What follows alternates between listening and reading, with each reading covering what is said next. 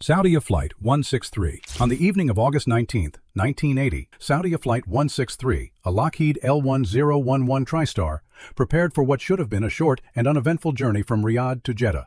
On board were 301 people.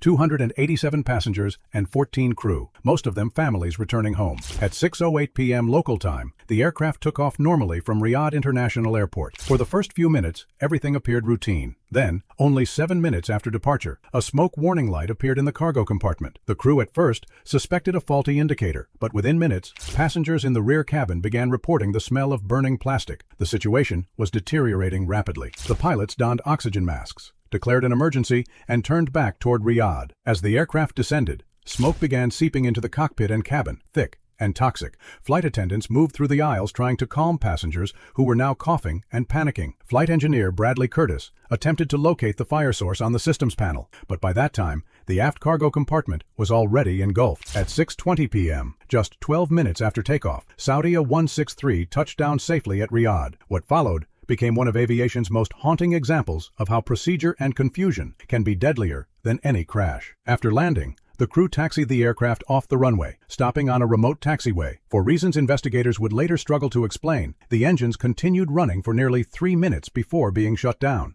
Without the engines off, the cabin doors could not be opened from outside. Inside, passengers were trapped in darkness and smoke. By the time the engines were finally cut, airport fire crews had surrounded the aircraft. But the TriStar's fuselage was sealed shut. The heat inside reached unbearable levels. When rescue teams finally managed to force open a door 23 minutes after landing, they were met with silence. Every single person on board was dead. The 301 victims had all succumbed to smoke inhalation and toxic gases, not fire or impact. Many were still strapped in their seats. The fire itself had not consumed the entire aircraft. Instead, it had filled the cabin with superheated fumes that turned the TriStar into a sealed chamber. Investigators found that the fire originated in cargo compartment C3, possibly from a butane stove or flammable canister carried illegally in luggage. The real tragedy, however, was procedural. Had the crew initiated an immediate evacuation, almost everyone could have survived. The cockpit voice recorder captured no discussion about evacuation. The pilots appeared to believe that the people on the aircraft were safe until rescue vehicles arrived. The investigation prompted sweeping reforms, which included mandatory crew training on immediate evacuation after emergency landings, smoke detection and fire suppression improvements for all TriStars, and new communication protocols between flight deck and ground fire units. To this day, SAUDIA Flight 163 remains one of the deadliest non-crash aviation disasters in history, a moment where every life on board was lost, even though the aircraft itself sat intact on the runway. Air Canada Flight 797.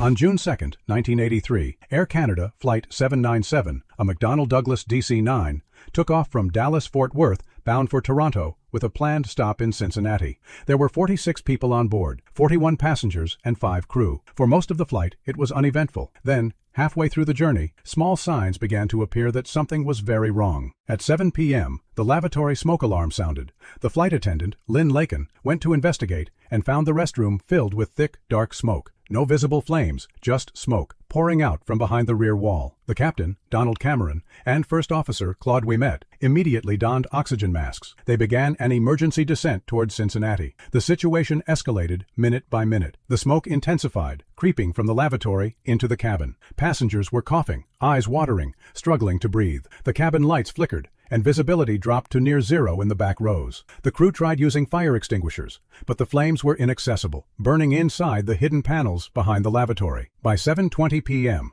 the DC-9 was lined up for an emergency landing at Cincinnati/Northern Kentucky International Airport. At 7:23 p.m., Flight 797 touched down. The pilots braked hard and brought the aircraft to a stop. From the outside, fire trucks were already in position. But inside, time was running out. The flight attendants struggled to open the forward doors. The escape slides didn't deploy properly, forcing passengers to jump down. In just 90 seconds, roughly half of the people on board had made it out. Coughing, gasping, they had survived. But within 60 seconds more, the oxygen-rich air that rushed in through the open doors fed the hidden fire. The cabin flashed over, a phenomenon where accumulated gases ignite simultaneously. Flames erupted from every window, consuming the 23 passengers who had been slow to exit or disoriented in the thick smoke never made it out. The firefighters outside could see their silhouettes pressed against the windows, trapped as the inferno took hold. The aircraft burned ferociously, until only its metal frame remained. Investigators later determined that the fire had likely started in an electrical wiring bundle behind the lavatory wall, possibly from a short circuit. But it wasn't just the cause. It was the response systems that failed. There had been no smoke detectors in the lavatory ceiling, and the fire suppression system didn't extend into the wall cavity where the flames were hidden. The aftermath of Flight 797 changed commercial aviation permanently. Smoke detectors and automatic fire extinguishers were installed in every aircraft lavatory. Photoluminescent floor lighting was mandated to guide passengers during evacuation. BOAC Flight 712. On April 8, 1968, BOAC Flight 712, a Boeing 707-465, bound for Sydney via Zurich, prepared for takeoff from London Heathrow Airport. On board were 116 passengers and 11 crew members, including flight attendant Barbara Jane Harrison, who was just 22 years old. At 3:27 p.m., the aircraft began its climb. Moments after liftoff, there was a sudden, violent explosion from the number 2 engines on the left wing. Flames shot backward, licking across the fuselage, and debris from the engine punctured hydraulic and fuel lines. Passengers seated near the wing screamed as the cabin filled with the acrid smell of burning fuel. The captain, Cliff Taylor, radioed an emergency and immediately turned back toward Heathrow. Inside the cabin, Barbara Harrison and her colleagues worked to calm terrified passengers as smoke thickened. Through the windows, they could see the engine still burning, orange, persistent, and spreading. At 3:38 p.m., just 11 minutes after takeoff, the aircraft touched down hard on runway 05R. The pilots brought it to a stop, and the order to evacuate was given. The forward slides deployed successfully, and passengers began to pour out, some screaming, others stunned and silent. But on the rear left door, where Harrison was stationed, flames were sweeping up the fuselage, cutting off escape. Despite the growing heat and smoke, she refused to abandon her post. Witnesses later testified that she pushed passenger after passenger out of the door, urging them to jump even as fire closed in. When the last of those near her had escaped, Harrison turned to follow, but it was already too late. A final fireball erupted from the left wing, engulfing the rear section of the aircraft. She was seen one last time helping an elderly woman toward the exit before disappearing into the flames. Firefighters reached the wreckage minutes later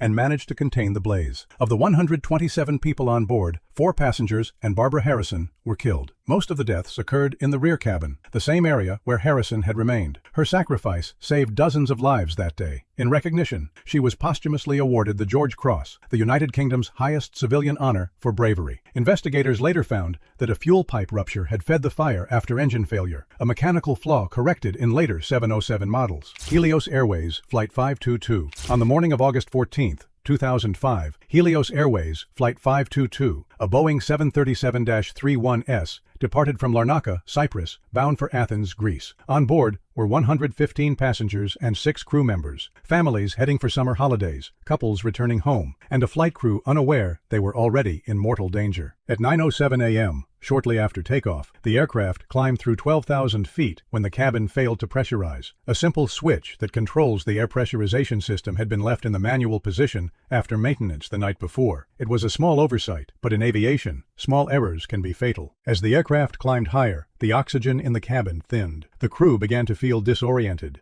dizzy, confused, classic signs of hypoxia, the slow suffocation that occurs when the brain is starved of oxygen. The master caution alarms began sounding, and a shrill cabin altitude warning horn echoed in the cockpit. But the sound was nearly identical to another alarm, one that signals a takeoff configuration error, and the pilots misinterpreted it. Within minutes, both men were incapacitated. The first officer slumped forward, unconscious. The captain attempted to respond to radio calls from Athens control, but his voice became slurred and incoherent before fading completely. Below, air traffic controllers watched in confusion as Flight 522 continued climbing on autopilot, leveling off at 34,000 feet, heading steadily toward Athens. No one was answering. For more than 2 hours, the plane flew silently over the Aegean Sea, a ghost flight filled with unconscious passengers, all still strapped in their seats. Fighter jets scrambled to intercept. When they approached the 737, the scene inside was surreal. Through the cockpit windows, one of the Greek pilots saw the captain motionless at the controls. In the cabin, oxygen masks dangled from the ceiling. But then, movement. A figure appeared in the cockpit. It was Andreas Prodromou, a flight attendant who had been a trained pilot in the Cypriot Air Force. He had regained consciousness longer than others, thanks to a portable oxygen bottle, but the fuel was nearly gone. At 12:03 p.m., 3 hours after takeoff, the left engine flamed out, followed shortly by the right. The plane began a slow descent, unresponsive. Prodromou fought to restart the engines, but it was too late. At 12:04 p.m., the aircraft crashed into hills near Grammatico, Greece. All 121 people on board were killed. Investigators found that most passengers had died of hypoxia long before impact. The flight had become a drifting tomb, guided only by autopilot until it ran out of fuel. The tragedy led to sweeping safety reforms, including clearer warning systems and mandatory crew training on pressurization alarms. But for those who saw the aircraft flying silently across the sky, it became known as the ghost flight of Helios, a tragic reminder that death in aviation doesn't always come after impact. Sometimes it comes quietly, at 34,000 feet, in the thin air between life and oblivion. VARIG Flight 820. On July 11,